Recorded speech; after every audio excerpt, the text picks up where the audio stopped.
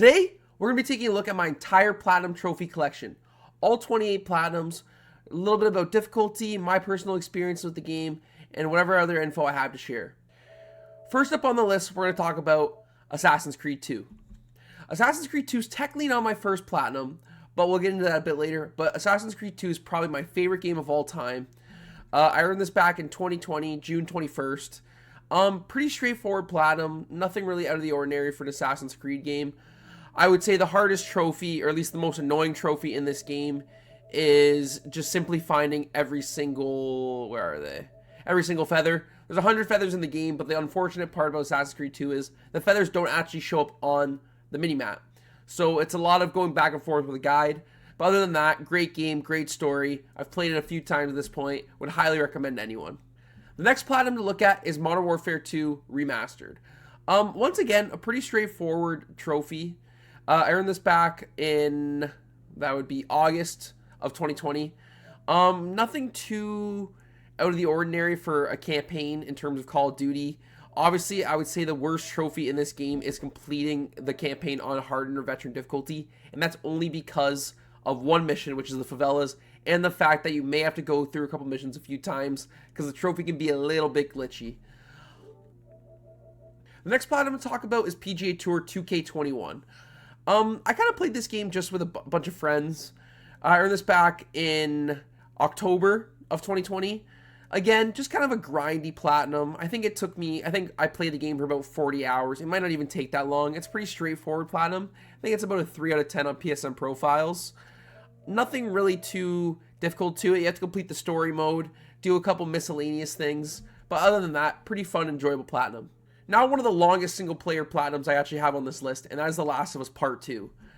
Great game. I think it's very overhated. I would say the story and gameplay has still been one of the best games I've ever played.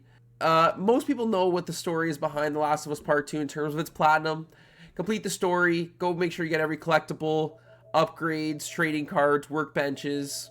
I think all in all, it probably took me about a playthrough and a half to get this done. But I had a great time doing it. I've never gone back and done the grounded mode, but maybe eventually. Also in 2020, right after the fact, I did Far Cry 3 Classic Edition. This was right before I got my PS5.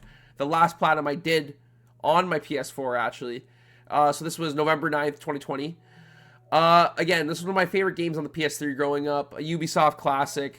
It's a little bit glitchy as a port to the PS4, technically as a remastered. But it's still a good time. It's a little repetitive, but overall, really fun Platinum. And then right after that, we had Spider-Man Miles Morales. The very first game I completed on the PlayStation 5. I actually have my video here from it, which you'll see a little bit more as we go on. But I think I did this in literally where was the first trophy I earned on this game, which would have been the Rhino. So the first ever trophy I earned on PlayStation 5. This was back on November 13th of 2020. Got the Platinum by November 17th. Really short game, but a lot of fun, along with all the other Spider-Man games. Next up, in April of 2021, I did Lego Marvel's Avengers. I actually went back to this game. I played this originally back in 2019, but never got the Platinum done. So I decided to eventually go back to it. The main reason I never got the Platinum done was because I think I eventually lost my save file. Something happened to my PlayStation 4 that corrupted a bunch of my saves. But I also was having an issue with one of the missions. It was glitched out, couldn't figure it out. But I actually did the main Platinum, and I did every single DLC pack. Pretty straightforward Lego game. I wouldn't say it's one of my favorites of what I've played, but it's a good time, and I really would like to get every single Lego game done on this channel eventually. For the second game in the Assassin's Creed Ezio trilogy, we have Assassin's Creed Brotherhood. This was probably a lot harder than Assassin's Creed 2, but I still wouldn't call it very hard. The main issue when it comes to this game is doing the 100% synchronization, which that's not the right trophy, but doing the 100% synchronization, especially with the tank mission for Leonardo da Vinci's disappearance, which are the DLC missions that are included in this game as they were add-ons in the PS3 version.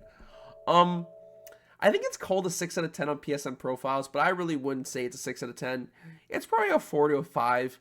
It's a fun time, though. It's Assassin's Creed. The whole Ezio trilogy is really fun, and I highly recommend it to anybody. Next is Maneater. Maneater I did out of the blue. I had a buddy that recommended it to me just for shits. I got this on June 16, 2021.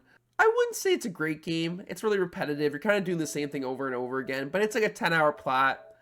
it was decent. I think it was free at the time was another reason why I did it, but it's not a bad time if you're looking for an easy short plat. And then, of course, we have My Name is Mayo. This is the only... Actually, no. I have 2 shovelwares on this list. But My Name is Mayo is up next. I got this in August of 2021. I always get my months mixed up. But, again, it's My Name is Mayo. I'm not going to talk much about it. But then right after that, I had Spyro the Dragon, which was actually in November of 2021. So not directly after. I kind of go on and off in phases of trophy hunting. I've only ever done the first Spyro, but it's a good time. Again, it was a game that a lot of people played growing up. I never personally did, but it was fun, straightforward. A few annoying challenges just because of the age of the game, even with the remaster, but it's a fun game. Then right after that, we have MLB The Show 21. I've played a lot of MLB games, nothing ever really competitive, but this was a pretty straightforward plat compared to some of the older games. A lot of just completing some miscellaneous stuff. A lot you can do in offline mode to make it a lot easier on yourself. There's a little bit of grinding with the Win the World Series in March to October. That takes about 10 hours, I want to say. Maybe less, it's been a while. But, again, another platinum in 2021. 2021 was more of my more active years when it came to trophy hunting. Another easy, pretty straightforward platinum. And for the only other shovelware game on this list, it's 36 Fragments of Midnight. I wouldn't actually call this the easiest game. As someone that doesn't play a lot of platformers, I had a little bit of a struggle with this. Not that it took me more than to do in a single day, but I definitely had some annoying levels near the end. But it's your normal shovelware. It's nothing special, but it's something that a lot of trophy hunters have on their list. But directly after that, I did Marvel's Guardians of the Galaxy. Great game. Wish it would have sold more copies. I think a lot with the Avengers game did a lot of damage to the reputation going into this game. But as someone who's a big fan of the Guardians of the Galaxy films, it was a blast to play. A bit of a repetitive platinum near the end, but overall, it was a great time. I wish they would make a sequel to this game. Now a game I decided to go back to. I played this on my original PS4 account around the time it came out, but Infamous Second Son. Probably one of the best story games you'll find from the PS4 era. It's a lot of fun. You get to play through the good side, the bad side, finish the game on expert difficulty, which again, isn't really that hard. But it's a really good game from Sucker Punch. I'd recommend it to anyone. Again, probably like a 20-hour plat, 3 out of 10. Great time. Now, Batman Return to Arkham Asylum. You'll see I started this platinum back in 2018. I didn't finish it until 2022. The main reason for that was I basically 100% of the story, all I had left was the combat trophies. You'll see a lot of 2019. And then my PS4 decided to get corrupted. And I had to send it back to Sony, lost my save files. From that point on, I knew to save them to the cloud. But after years of waiting, after I finally decided to go back, recomplete the game, do the combat challenges, and it's probably one of my most rewarding platinums, just for the fact that I decided to go back after so long. I think combined, I spent 40 hours on the platinum, when it shouldn't actually take that long. But it's just the fact I had to go back and do it again. It's a great game, one of the most iconic games in probably superhero gaming, but also just from the PS3 era, and it's a game that you can never go wrong with playing. Now for my actual first platinum from this account, Spider-Man, which is a lot of people's first platinum. I got this game as soon as it came out, pre-ordered it, played it through, and this really is what got me into platinum trophy hunting. Like this game, most people have already talked about, I'm not going to say much. It's easy, it's fun, story's great, and probably the platinum I'd recommend to anyone to get, not just trophy hunters, but even if you're looking for a good time. The reason why this is higher up on my list, I decided to finally go back, do all the DLC, do the new game plus. Again, DLC is a little bit repetitive, the story's pretty good, but it's Marvel Spider-Man, you know the story, it's a great game. Next up is MLB The Show 23. This is the only other MLB game I actually have on my list. Again, kind of the same as the first one, nothing too special to it, some miscellaneous stuff. March to October, which again, bit of a grind, but nothing that's really hard. A lot you can do in and out of offline mode. So, pretty straightforward. A couple of sports platinums on the list, but pretty good time. Another game I had to go back to was Jedi Fallen Order. So again, you'll see I had started this game back in 2020. Got the game around the time it came out. Big Star Wars fan. And like Arkham Asylum, I lost my save file. So I eventually went back into 2023 and I cleaned up the rest of the game, which I'm very happy I did. The navigation on this game is terrible. That's one of the worst things about it. I think that's the main reason it took me so long to go back to the game. It's because the navigation in this game with no quick travel in the map, trying to find everything, it's a pain. And I'm glad I eventually went back and got it. It was another one of those trophies where I'm like, it felt good to go back after so long and get it. But I'm really glad they ended up fixing this for Jedi Survivor, which is another platinum I actually don't have. And I've never actually beat the game fully, so I'd love to do it on this channel. And now for a classic, Uncharted Drake's Fortune Remastered. This is the only Uncharted Platinum I actually have on this list. Uncharted, it's a pain. Doing this game on crushing is not easy. It's definitely a lot of trial and error. Going through some sections in this game were very annoying and took some time, and it's a lot of just finding out where you should take cover, enemy patterns, stuff like that. Overall, you pretty much get this platinum done in about 10 hours, 10 to 15 hours, I would say. But it's what started one of those iconic franchises for PlayStation. I would definitely love to do the rest of the games of their the rest of the platinums for these games, but I recommend it to anybody. It's a great time, great platinum, great series.